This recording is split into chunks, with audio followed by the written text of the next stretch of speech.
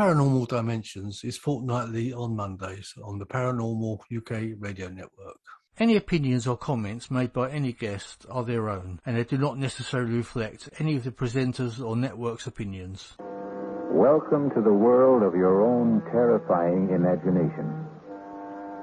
Since the beginning of time, people have argued about the existence of ghosts. They've been called variously wraiths, specters, phantoms, apparitions, shadows, or shades. But everyone agrees that if there are such things as ghosts, they are the souls of dead persons haunting living persons.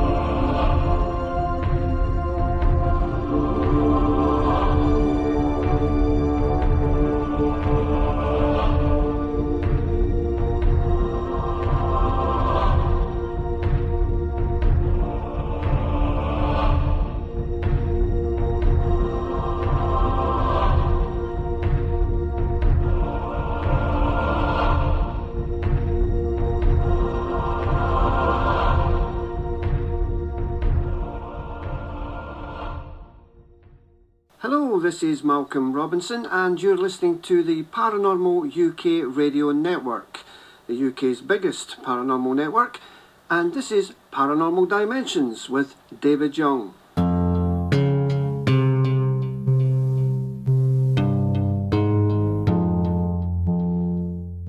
Hello and welcome to the show, and thank you for that introduction, Malcolm. Now, this week's guest is going to be Michael Dee. He's also known as Merrick Alora. He's an independent filmmaker. He's made things like Scariest Places, Ghost Towns, and Morbid. He's also known as Merrick Alora, which will become clear when we do the show.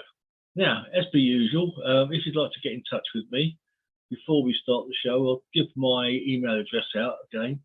It's davidyoung2qn@yahoo.co.uk. That's davidyoung2qn@yahoo.co.uk.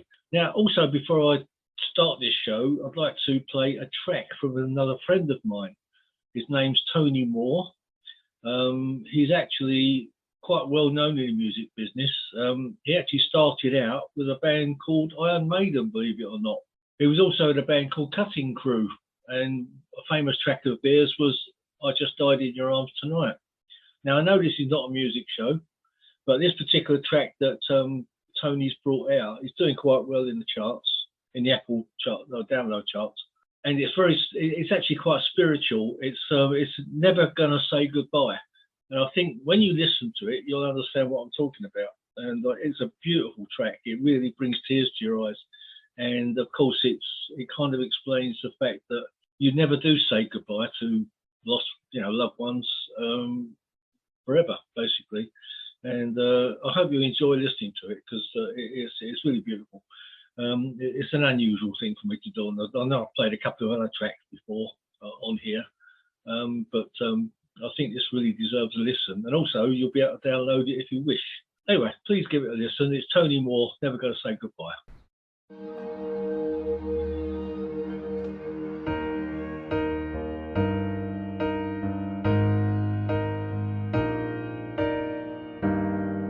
Released my grip and let you ride alone, and saw you sail off down the road. And all these many years I've watched you as you've grown.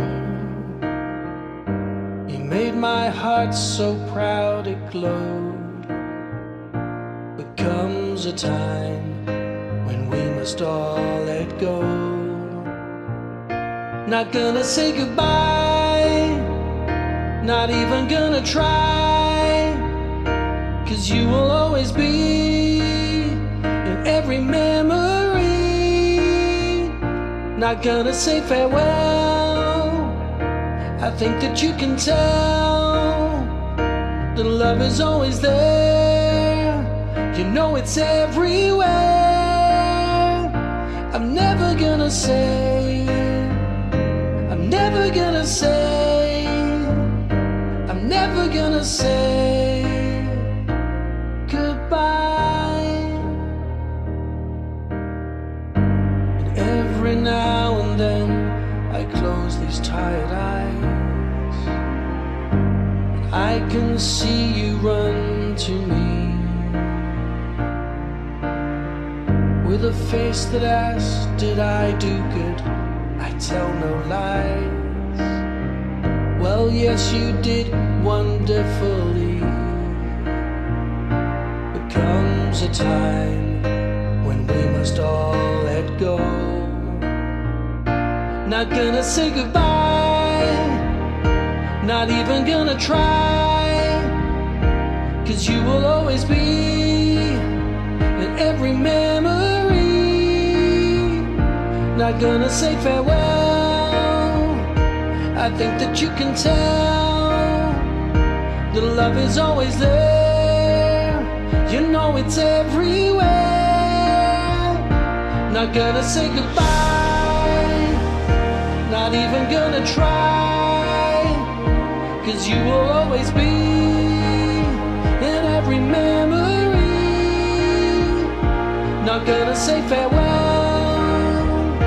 I think that you can tell the love is always there. You know it's everywhere. I'm never gonna say, I'm never gonna say, I'm never gonna say, I'm never gonna say, I'm never gonna say goodbye.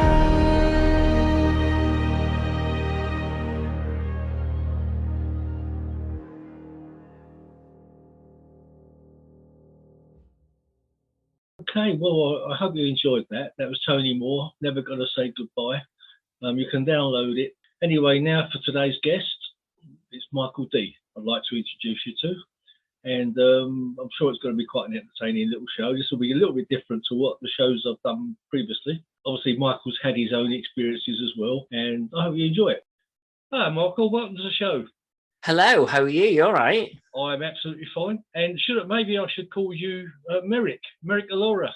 I know, never thought I'd hear that again. I thought that was buried in my past, but it seems to have cropped up somehow. I guess we ought to explain to our listeners what I'm talking about Merrick Alora.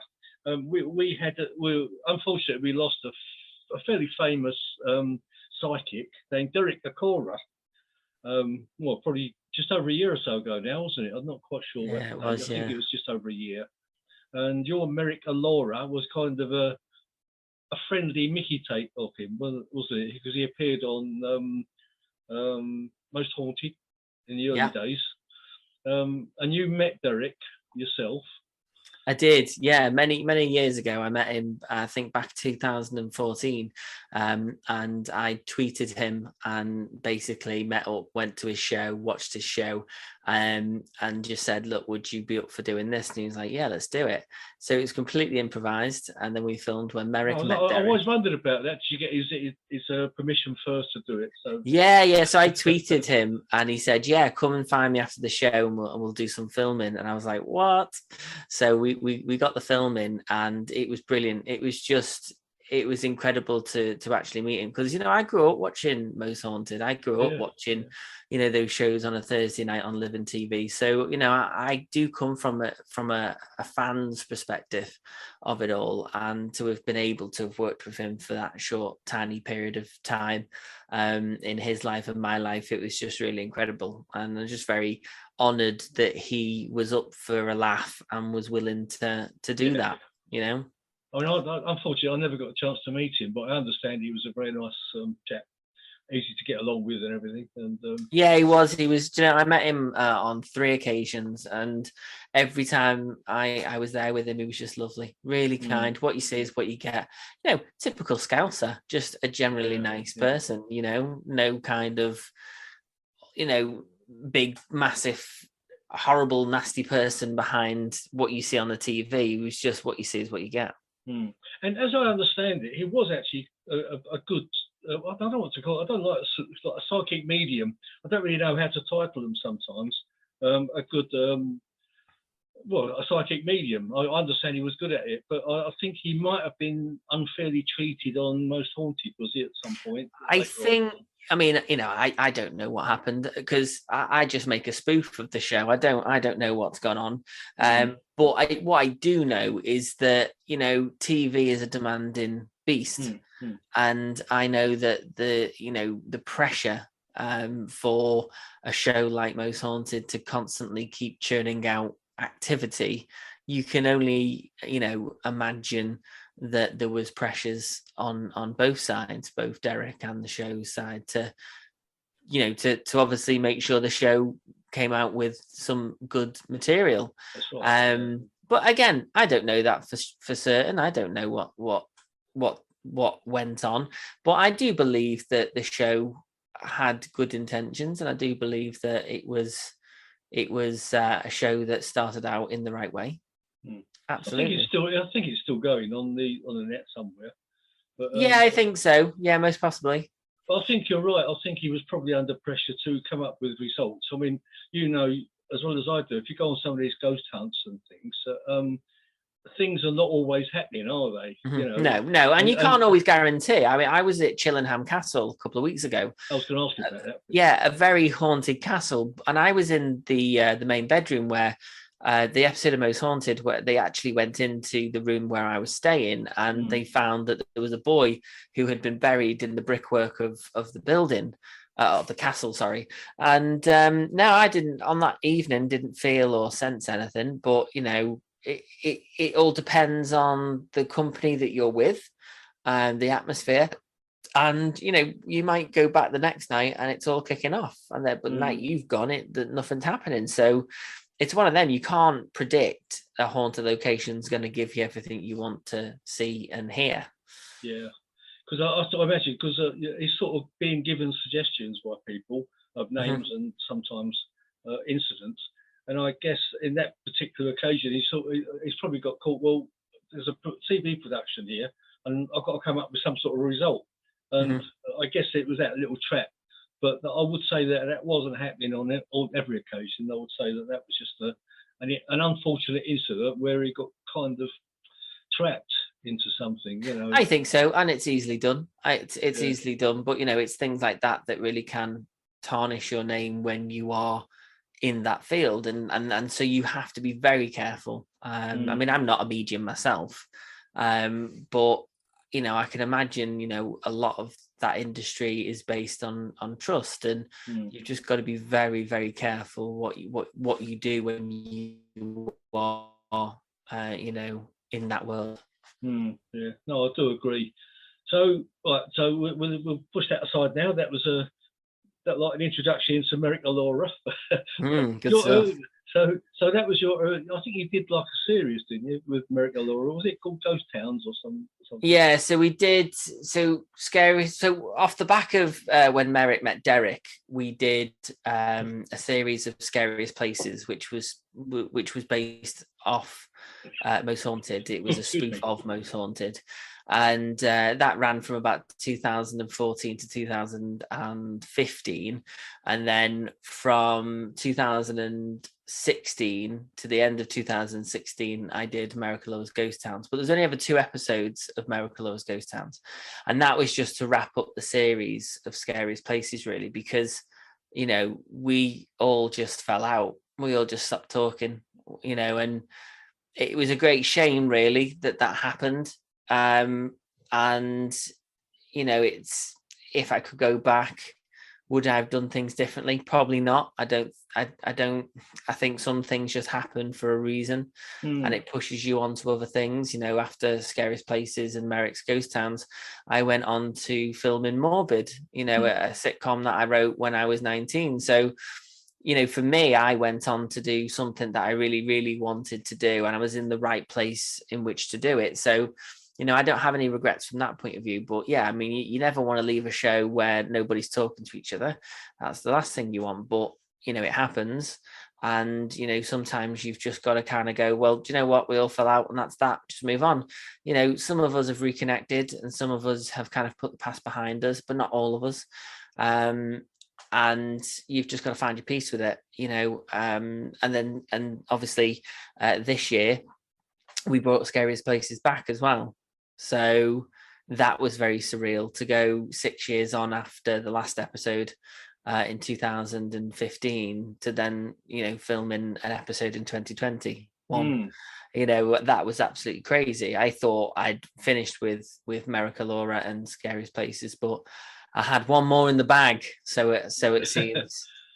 I'm sure he'll be reappearing again as well. I can't really imagine that's the end of him.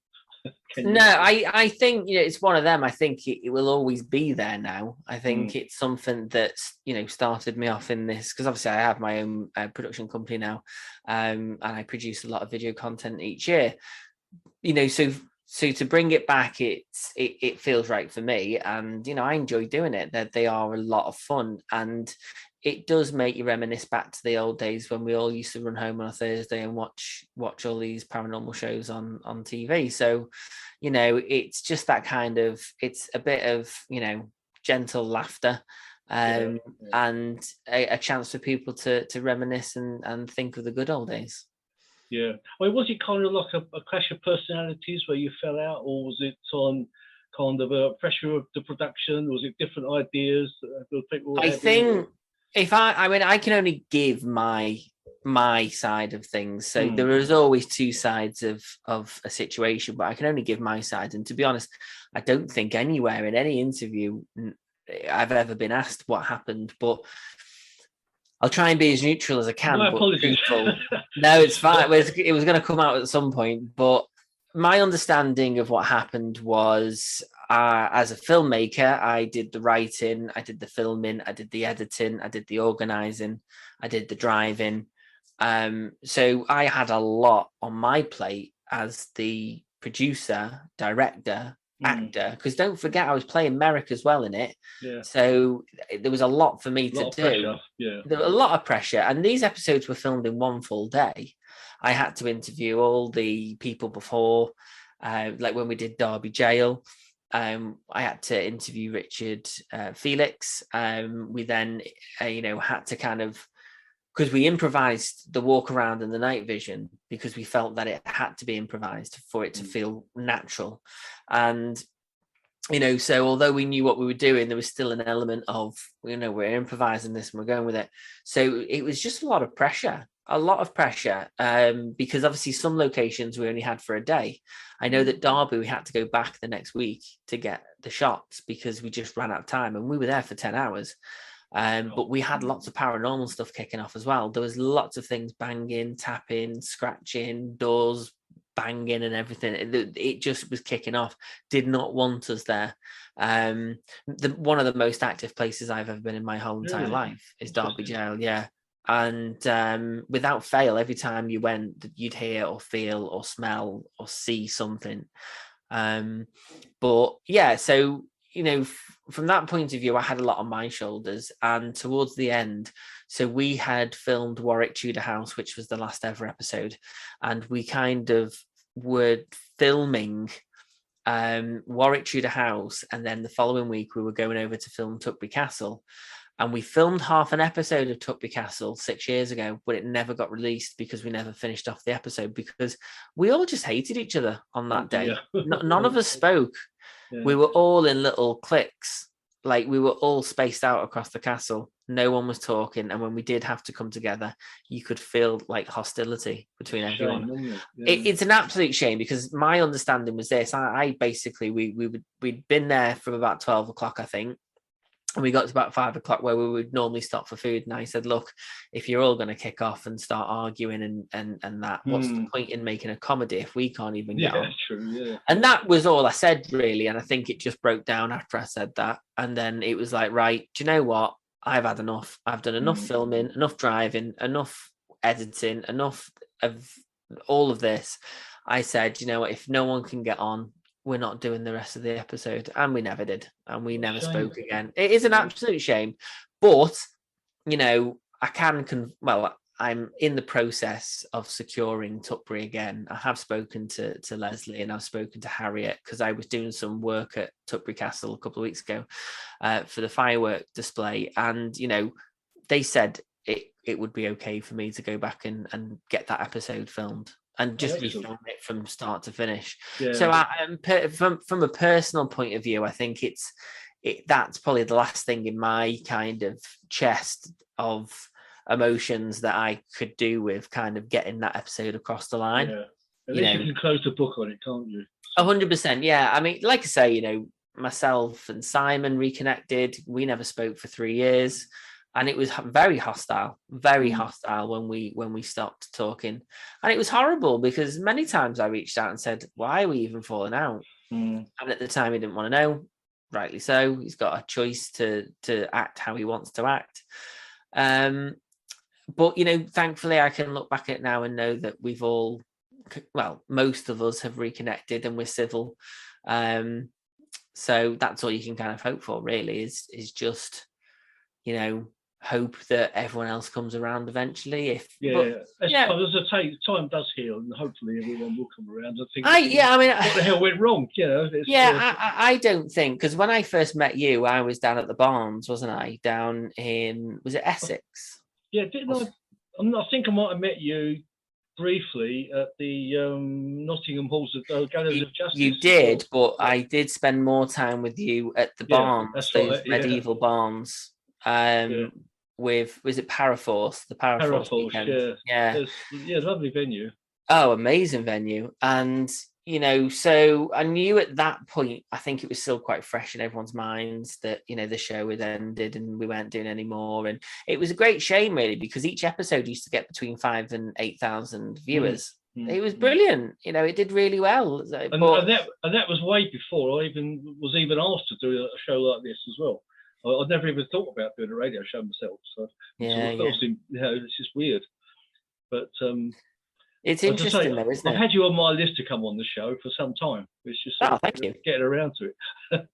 We've had a couple of attempts as well, we must say. Well, I think now, obviously, Scariest Places is back, and we will be doing some more next year. I think, you know, it's probably good for me. Like I said to you, I'd like a walk-on part if I can get one. 100%. 100% we'll do that. We can sort that. It's not a problem. Anyway, you went on to do Morbid. Tell us a bit about that.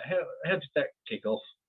So I wrote Morbid when I was 19. So Morbid has always been in the background of my mind. Even when I was doing Scariest Places, it was like, oh, one day it'd be nice to film Morbid. I mean, I'm a self-taught filmmaker, so everything that I do, I've learned myself. I've not got a degree or anything. You know, so a great way for me to learn how to kind of use filmmaker skills was to film Scariest Places. So that's where I learned how to be a filmmaker. So, you know, it was nice to kind of come back after Scariest Places, having learned all these skills, and then say, do you know what? I'm going to film a sitcom set and a funeral directors. And I had this script that I wrote when I was 19. It sat in the attic for about 9 years. And then I just turned 30 and I thought, we're going to do it. We're going to get it filmed. So I bought a hearse on eBay, drove down to Essex, picked it up, drove it all the way back to Ellesmere Port. We started crowdfunding for £1,000, and we ended up then raising £5,000 on GoFundMe, which helped kind of pay for fuel and food and, you know, a couple of the locations, bit of costume. I mean, it's not a lot of money when you're trying to film a pilot episode, but it was enough to kind of take that burden off and just get a few things paid for and stuff. So yeah, it was really good. It was a good 2 years of my life, from rehearsals straight through to filming and then producing it and then distributing it. And we had the premiere at the Story House in Chester, which is an old Odeon that's now a theatre. And we sold out. 250 people bought tickets to come and watch the premiere. Right. So it got a lot of hype and did really well, and it was lovely. And that was nice after Scariest Places to be able to go on to something else and do something and have success with it. So, you know, it was really good. Really enjoyed it.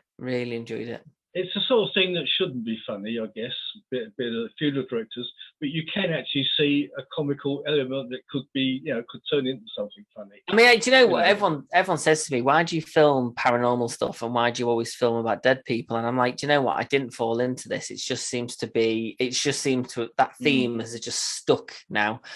So I'm known as the guy that writes comedy about morbidly wrong subjects. But I've got a very open mind when it comes to death, and I understand that energy doesn't die, and I have an understanding that there are multiple lives that we live in it within our souls.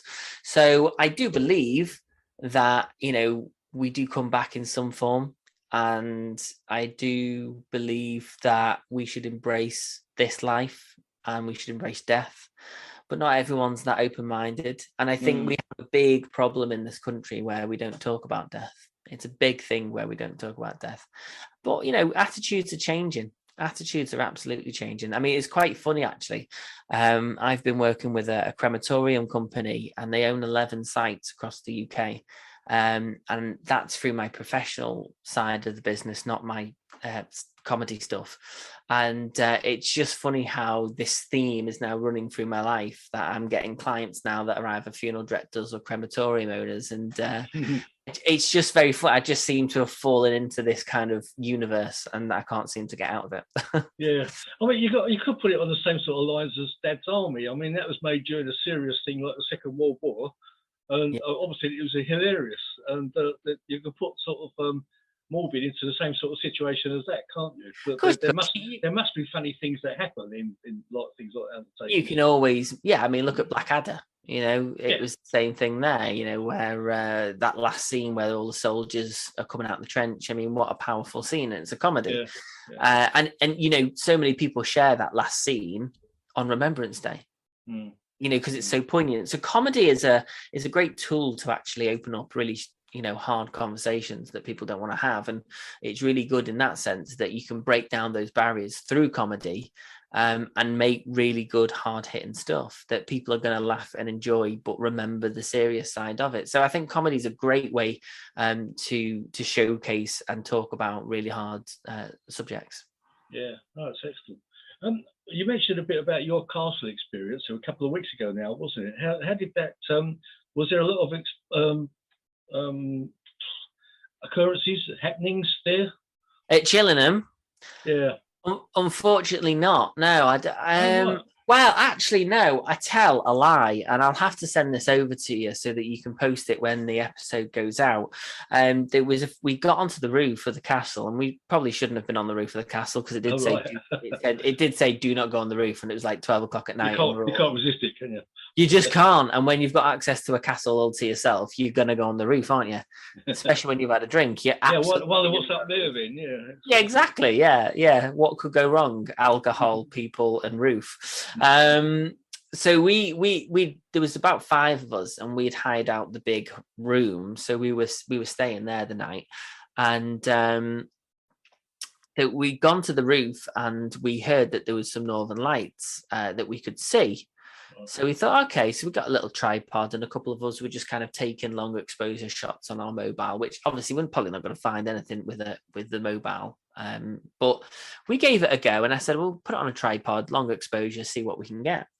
And as I took a photo of everyone up on because I was trying to get a shot of the sky, but you could see people's heads looking the other way where someone else was taking the photo. I took this photo, and there was like a man. There was a shadow of a man above everybody else. Now, where we were standing on the roof. So if you imagine me standing up, this is me standing up at this level. There was somebody above my head at that level, facing the opposite way.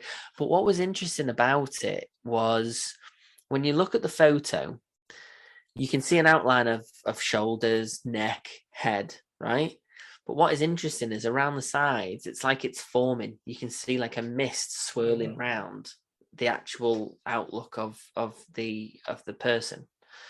I find that weird because obviously we talk about how ghosts kind of they obviously they're energy, aren't they? It's so they kind of materialize, don't they? They kind of morph into an image of what we would recognize. So that was quite interesting. And yet you said nothing happened.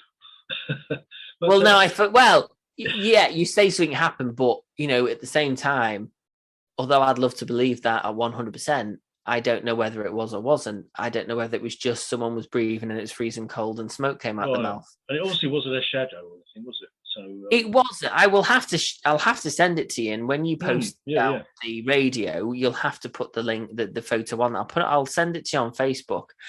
But I believe it to be paranormal because I know where the floor was, where people were standing, and I know that no one could have got that high up.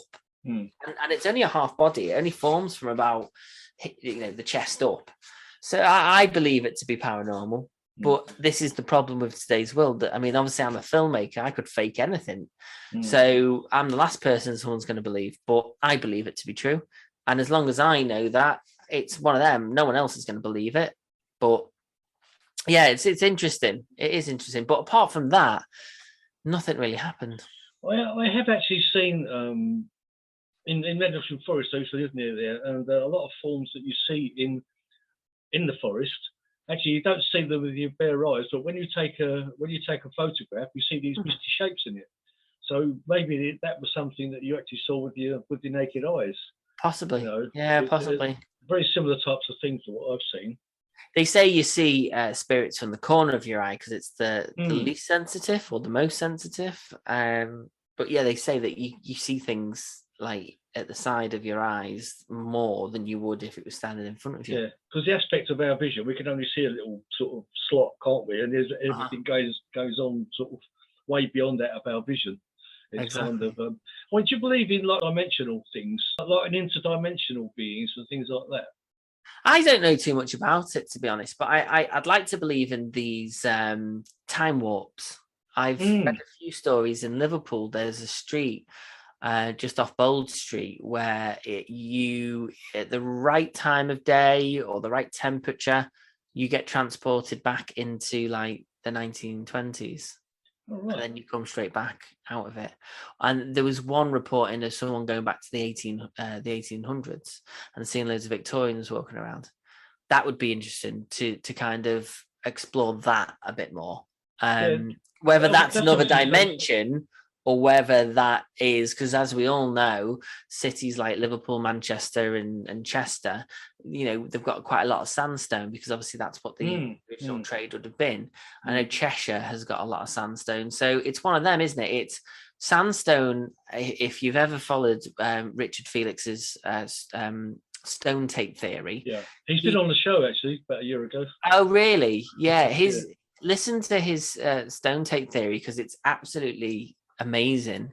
And you know, it's so true because there are elements that they used to use in VHS tape that is from sandstone. So there is, sandstone has a natural recording element that can capture a moment in time, like a projection.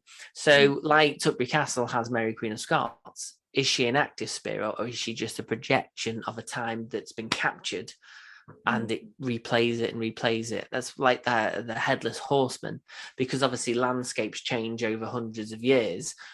A horseman that you would normally see looking normal, he's going to look different, isn't he? If the landscape has changed, he's going to look like he's floating with no head. Yeah, I guess when the atmosphere is right, I suppose that's when these recordings may well replay, I guess. It is very interesting. It is very interesting. Yeah, either that or these are really earthbound spirits and they just keep replaying what an important part of their life maybe. Possibly. And this is the interesting thing about it. I don't think we're ever going to know the answers. I don't think there's any way you can prove these things. But I'm always hopeful that we can somehow figure it out one day. Yeah. Well, what are your thoughts on reincarnation? You know, I've had several guests on this show and they say that they've been back hundreds of times. I'd love to know if I had. I mean, interestingly enough, I spoke to a medium a couple of years ago about, you know, reincarnation, past lives. And she said to me, well, actually, you come back into a past life when you come into a new life, you can sometimes carry traits from your old life, and you come back to a certain rough area that is linked somehow to your past. And ever since I was a kid, and probably lots of people feel like this, but I do feel I have a link to the Titanic, because I've always been scared of water, but I've never ever drowned or had a bad experience. So I don't know why I'm scared of water, because I've never in this life ever experienced a bad moment in water. But I've never liked water. I'm not far from Liverpool. I live in Ellesmere Port, which is about 20 odd miles from Liverpool city centre, and it's the registered home of the Titanic. The Titanic would have been built over on the Wirral, but the dock wasn't deep enough and wide enough to fit the Titanic, hence why it went to Harland and Wolff. But I've always had a fear of water, and I'm always drawn to anything Titanic, but I know that a lot of people are drawn to the Titanic.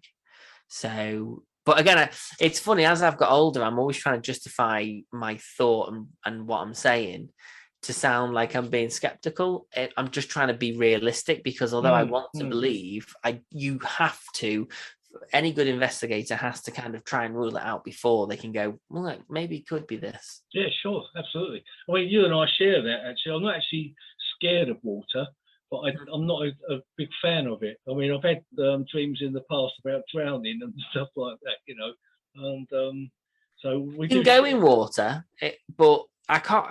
I mean, I went open water swimming just before the end of the summer, and I was in a wetsuit, and we went swimming into the dock, which, not the Albert dock, but it was a dock on the Wirral side in New Brighton. And there's no way on hell I'd have gone in there on my own, but I was with 4 or 5 people, and it took me a good 5-10 minutes to kind of get the confidence to go out where I couldn't feel underneath. Where has that come from if I've never had an issue with water in this world, in this life? Yeah, entirely. That's right. Because, if you're going to be on the Titanic and you drowned, in icy cold water, that's going to be a massive fear of yours. That's right, yeah. And it's interesting, isn't it? Talking about the Titanic, there's actually a tour starting, isn't it? I don't know if it's was there actually an exhibition in Liverpool? Yeah, there is. It's at the Free Museum. There is a big one, isn't there? But I don't entirely know much about what's going on outside of Liverpool in that respect. But I know that Liverpool's got a big museum that is dedicated to Titanic and other ships, naval ships, and but I know over in Ireland as well, they have Harland and Wolff have there's a big museum there as well, a big Titanic museum there. I know when I was in Las Vegas a few years back, they had an exhibition traveling. I don't know if it was a traveling one or if it's the same one that's in London now, but they had a Titanic exhibition. Yeah, possibly. One of the hotels. I can't think what hotel it was now, but it's interesting. So the paranormal experiences. Have you had any that's really outstanding that you've sort of wondered and it's left you reeling? Oh yeah. So we were filming Scariest Places at Derby Jail. And like I say, we had to film over 2 weeks. And the reason why was the first week we were there, the first Saturday, we must have got there about 10, 11 o'clock. Started filming at 12. We broke for lunch at 5. And then by 5 o'clock, we started doing the night vision stuff. So all the lights were out. No, had we?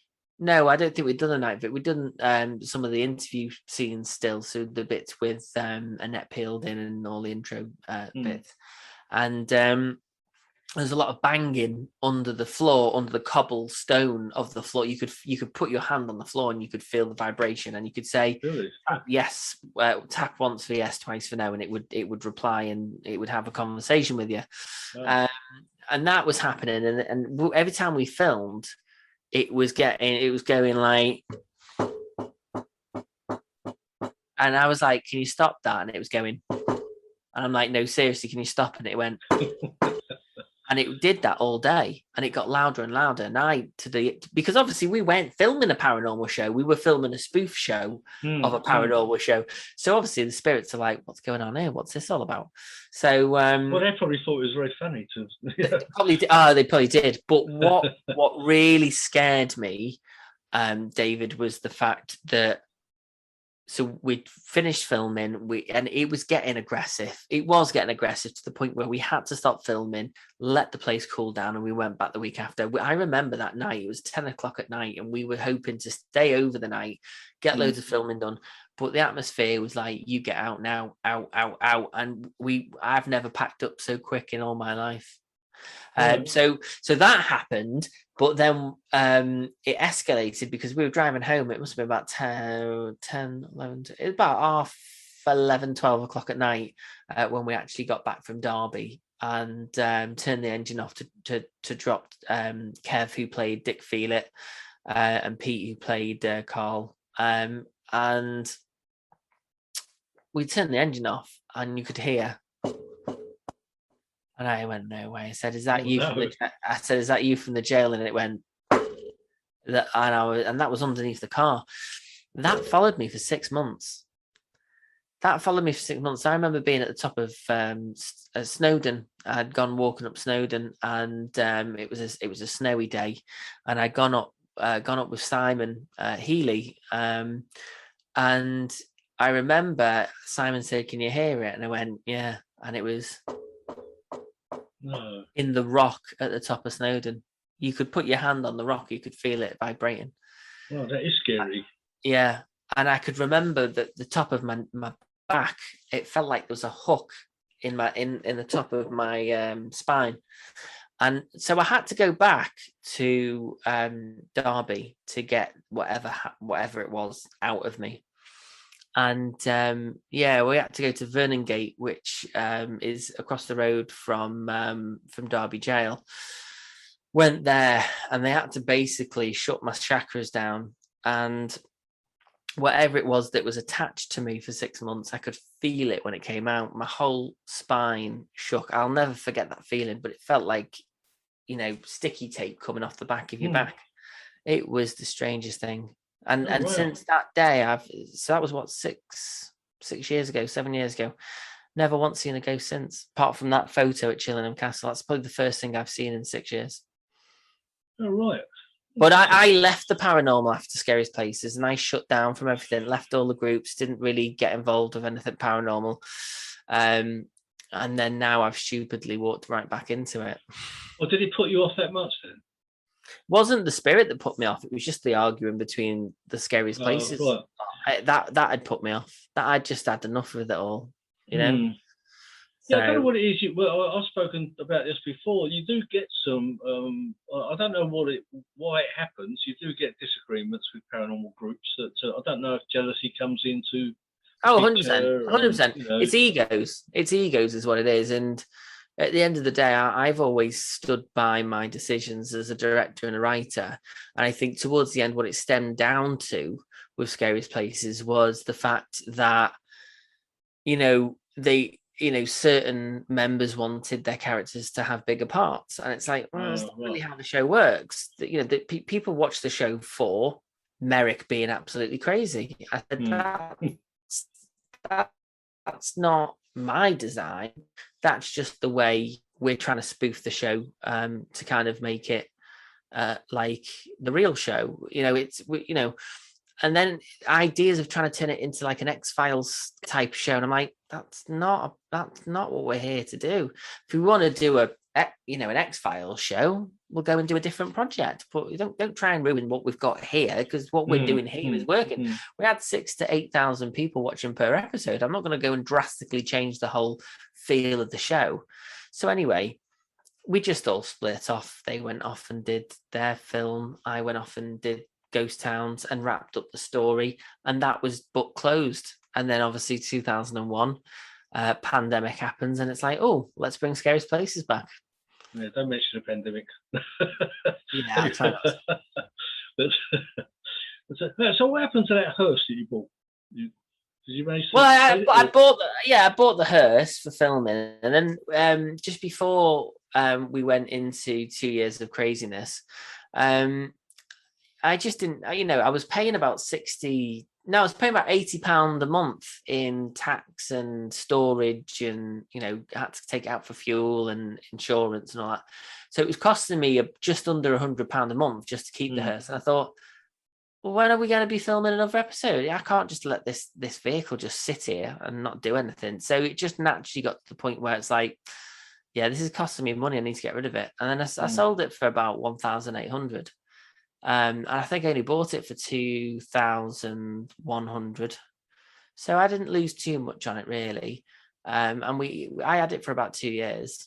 Should it have been worth more since it's been in a TV I won't call it a televised, but a film. No, it was film just series. Yeah. Well, I mean, if I'd have had the money and I'd have had storage where I could have put it somewhere, I'd have kept it. I loved it. I would have kept it. It was a great vehicle, and I had faith in it. But if we do the show again, I think I'd want an older vehicle. I'd want one that literally looks like it was falling apart. So. Right, yeah. Things happen for a reason, I'm not going to moan, but it was a good 2 years driving around in a hearse with a coffin in the back, with a body on board sticker off the back window. So, I enjoyed it. It was a good 2 years of my life. Did it ever break down on you? Always. Oh no, it was all right, to be honest. It was it just had 2 very expensive MOTs in the time that I had it. That's all. Right, but I see. Yeah, but yeah, it was a brilliant vehicle. Absolutely loved it, and it was a Vauxhall as well, and it drove really nice. I used to overtake people literally down the road. I can imagine. I used to have so much fun in it. I remember with the coffin in the back. Yeah, honestly, with the coffin in the back. Yeah, it was brilliant. It was, absolutely enjoyed it. Best 2 years of my life. That's just another thought that's come to mind. What did you do about coffins? Did you have someone supplying them for you? We had a funeral director working on the show, and he very kindly gave us a coffin because he believed in the show, and he said, "Look, I believe in you guys. I think this has got something. I'm up for it. I want to help you. You can have a coffin." And we were like, "What? I still have the coffin. It's just in storage. I don't know where to put it, to be honest. So it's still in storage. So under the bed or something."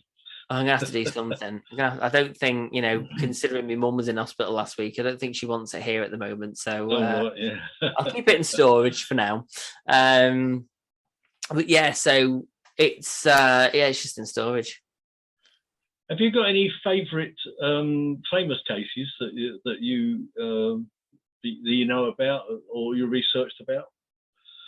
In terms of like well-known cases, yeah. Because I mean, I know. See, the reason I'm asking is the area that you live in the northern parts of Britain is actually quite well known for a lot of famous ghost cases, isn't it?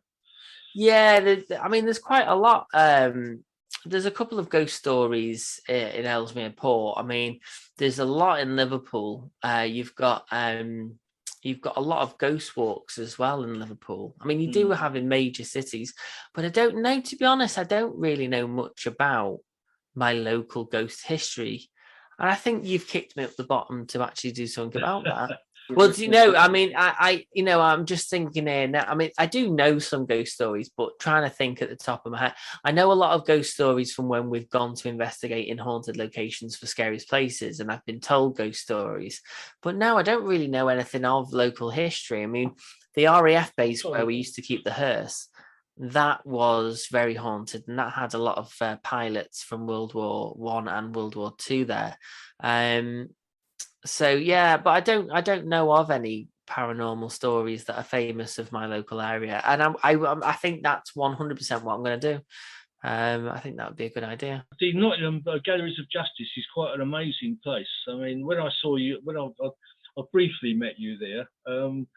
I think I'm going back there again in the early in 2022 with a group, and I believe Richard Felix is going to be there. I don't know if you're going to be included on that thing, are you? It's the East Anglia Paranormal Group, which I believe is taking a tour there. I'm not too sure, to be honest. Like I say, I've only just kind of got my head back into the paranormal, so trying to establish myself again is going to be a bit of an uphill task. But I'll have to send you a link. So maybe that was another Paranormal. Yeah, event. That's about. I think that was it 2016, 17, maybe. Yeah, it would have been. Yeah, it would have been. And you came as Merrick.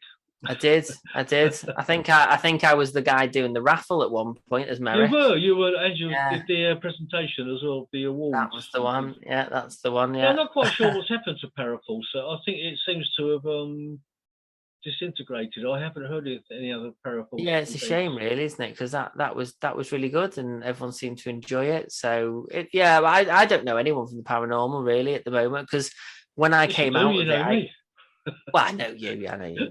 In terms of people that I've lost contact with, I wouldn't know who anymore, really. But yeah, I mean, I think people still remember Scariest Places, and they still remember. I'm still quite.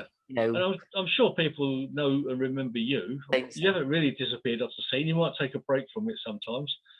Well, I did go off and film a sitcom set in a funeral directors, so I wasn't too far away from the paranormal world, to be fair. When in your early days of being interested in films, was there a particular person who made you interested in it? Was there a particular director or filmmaker? No, not really. I fell into filmmaking. I started off as an actor and decided that I wanted to create my own comedies and stuff, and hence why I did Morbid, Scariest Places, Ghost Towns. And for me, I wanted to be able to understand film so that I could create it for my own productions. And it just worked out quite nicely. So I fell into the film world. So I'm not a traditional filmmaker in the sense that when I was a kid, I just binge watched films and loved directors. And because I go to lots of filmmaker meetings and stuff with other filmmakers, and I don't even know half the directors they're talking about, or the indie films that people go on about. I'm quite blasé to it already, which is a great shame, because I should know more, but I don't. But yeah, for me, I've got a big love for creating television and TV-based programming, and I'm quite unique in that way, because not a lot of people are doing that. A lot of people just make feature films. But in terms of who's inspired me into the paranormal, I mean, I grew up watching. There was a program that used to be on before Most Haunted was big, and it was called Scariest Places on Earth. And Linda Blair, who was in The Exorcist, she used to do the presenting. She did the presenting. She was the presenter of the show, and it was different stories from all over the world each week. And I must have missed that one. It was if you Google it, it was called Scariest Places on Earth, and hence where Scariest Places came from. So that's. Let's have a look on YouTube for that one. That sounds good. It was very good. Yeah. Did you ever? Were books an encouragement? Did you read books as a young? No, I'm dyslexic, so reading a book is like torture for me. Really? So learning lines and things is not that easy then? I hate learning lines, but obviously I have to do it as an actor. But for me, I do a lot of improvisation comedy. So for me, I bullet point so I can kind of go with it. So if you've seen the most recent Scariest Places, most of those scenes, although we've written certain elements of it, most of my scenes are improvised, because obviously Merrick has to be improvised because of the style in which we are spoofing the show anyway, so it works being improvised. But yeah, I mean, if I have to learn lines, I do. Like Morbid, I had to learn all the lines for Morbid, and I wrote the script and I still didn't know the lines. Wow. So because as a writer, I can write because I'm creatively writing a scenario, but reading it back then can sometimes be a bit of a pain. I do read occasionally, and I've tried reading more, because obviously the more you read, the better you get, and the better your memory gets and stuff. So yeah, I have started reading, but I read a lot of autobiographies like David Jason and comedians that have got like autobiographies. I'll read a lot of them. Eddie Izzard, I've got his book. So there's like a lot of audible books that I listen to as well when I'm on long journeys and stuff in the van. So yeah. Have you read Norman Wisdom's book? That's hilarious. I've got it somewhere. Yeah, I've not read it, but I have actually got his autobiography. I've got him and I've got somebody else's. Tommy Cooper's. Got him and Tommy Cooper's. Right. Yeah. But it's really funny that Norman Wisdom. He's been quite a character actually in his life. Yeah. Anyway, Michael, it's been fantastic having you on the show. I guess we'll end it there. Now, we've got some links we can. Have you got any links that you can put out for anyone that wants to follow what you're doing? Yeah, I can send you the links so that you can post them along with the radio. But yeah, takethecakeproductions.co.uk is my website. If you go to Facebook, it's Take the Cake Productions. If you go to YouTube, it's Take the Cake Pro. And you'll be able to find everything linked. So if you go to the website, it'll link to my Twitter. So probably if you just type in "Take the Cake," that'll probably. You type in "Take the Cake Productions" would be easier. Yeah. So takethecakeproductions.co.uk. And it'll be Michael Dee they'll be looking for as well. Well, funnily enough, yeah. So Michael Dee is my actor's name, but Michael David Roberts is my filmmaker name. So, well, that's my actual name. I didn't know if you wanted to give that away, that's all. No, I don't mind giving it away. It's just any promotion through my performer name is Michael Dee. A bit like Michael Caine, his real name is Michael Micklewhite. So yes, that's right. Yeah. So, I think he used that. Did he use Michael Caine for a reason? I suppose it's because it's easier to pronounce. It was because he was when he was coming up with a name. He was on the phone to his agent, and all he could see was the Caine factory. But he could only make out Caine through the window. Oh, right. So he said, "I'll just call me Michael Caine."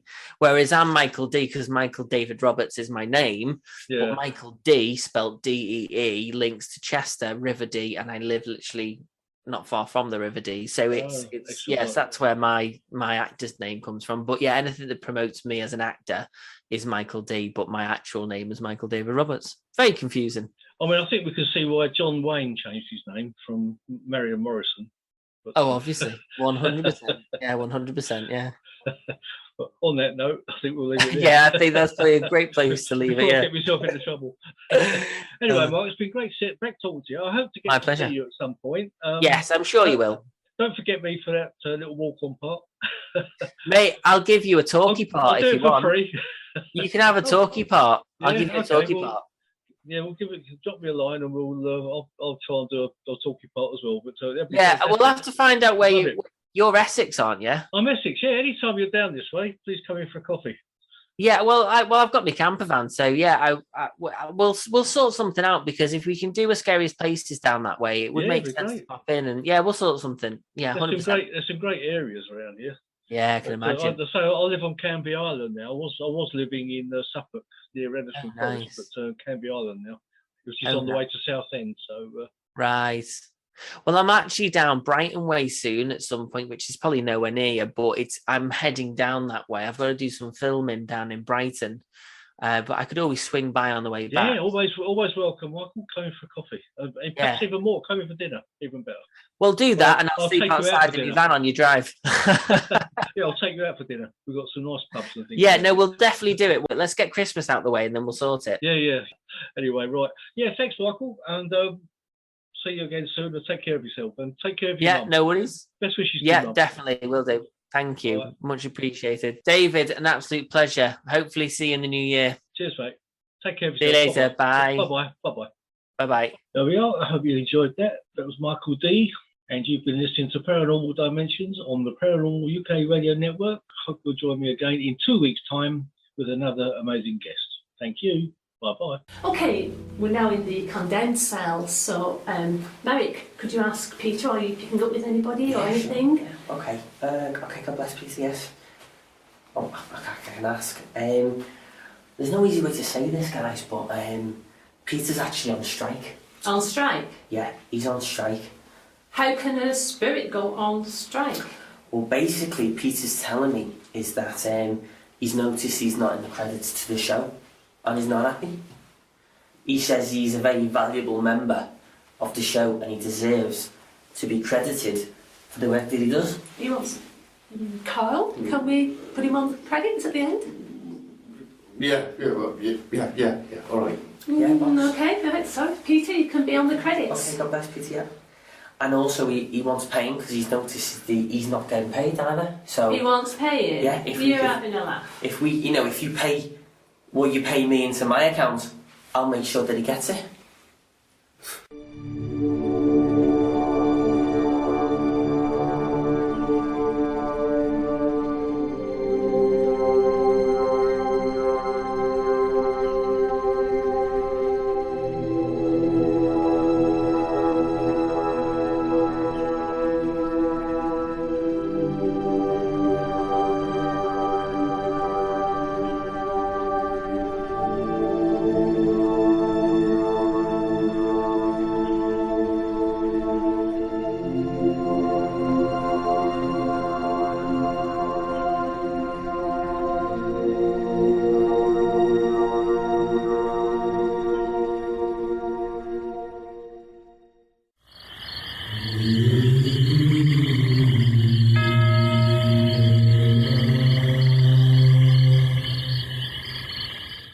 Paranormal Dimensions is fortnightly on Mondays on the Paranormal UK Radio Network.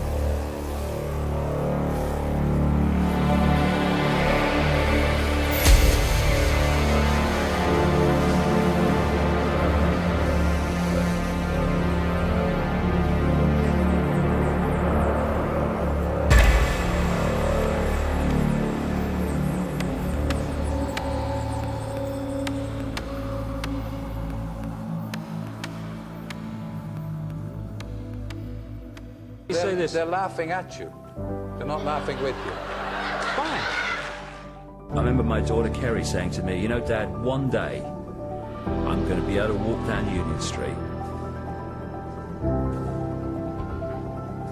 and I'm going to be able to say, my dad's not mad. Look at what he said. Look at what is happening. He was right. After 30 years, thank God! Thank God I'm in the senior American when I was like a teenager, and I thought, oh my God, I said that man, even then. Oh, thank you. So, and now, thank God. Thank God. You've been so kind to everyone. No and so problem. patient. No. Thank you very much. Have a picture of it. Of course, yeah. Which one, that one? Yeah. Who's it for? Yeah, that's Joe.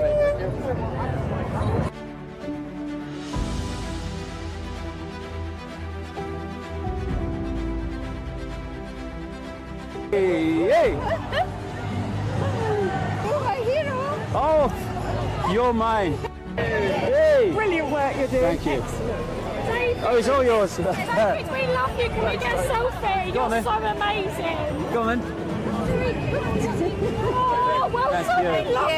Thank you so much. Thank you. Thank you. Hey! Cheers, mate. I've been following you for years. Keep up the good work. Cheers. Thank you. Thank you, mate. But how good does that feel to say that they're not laughing at you now? No, they're not laughing at me now. No, they're not. They're trying to ignore me. The sight of these people in these vast numbers walking through the London streets saying we're not having it anymore it's so freaking emotional, you know.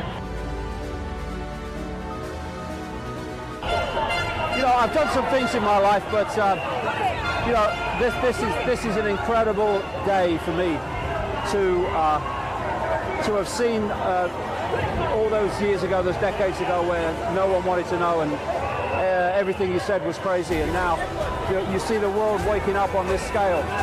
So you know, the whole COVID era has been a fascistic nightmare, but it has woken people up to the fact that there are forces running human society that are not the people they see, and we have an opportunity now to turn that, seeing that, into ceasing to cooperate with it. And if the kind of numbers we're starting to see cease to cooperate with the diktats of authority and fascism, then the numbers alone mean it cannot prevail. So this is a fantastic, pivotal day. And a day that gives you enormous encouragement for where we go from here. Hey! Hey! How are you, man? Hi! Can I get a picture of you? Yeah, of course. I love this. Thank you.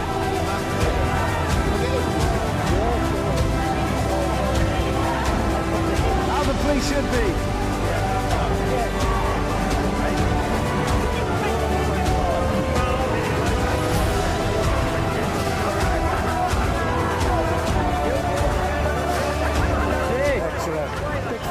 right. Thank you, mate.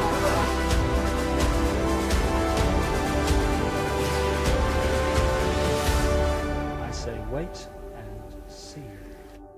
The coronavirus pandemic started in China.